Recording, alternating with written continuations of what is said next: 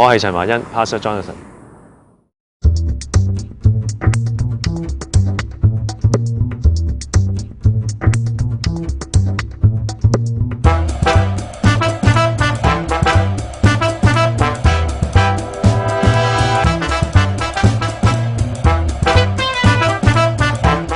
如果你問我自己覺得做基督徒最大嘅挑戰，亦都係最興奮嘅一件事，就係同神一齊喺呢個世界度 make a difference。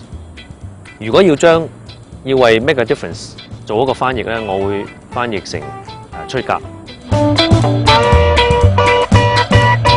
出格意思即係話喺傳統嘅框框裏面，喺原先安全嘅地方走出去，令到個世界因為呢種行為本身係明白我哋背後嘅價值係啲乜嘢？聖經裏面有講過呢個字嘅，你哋要俾世界嘅人睇得見，你哋係城，係喺個山上面嘅城，係世界嘅光。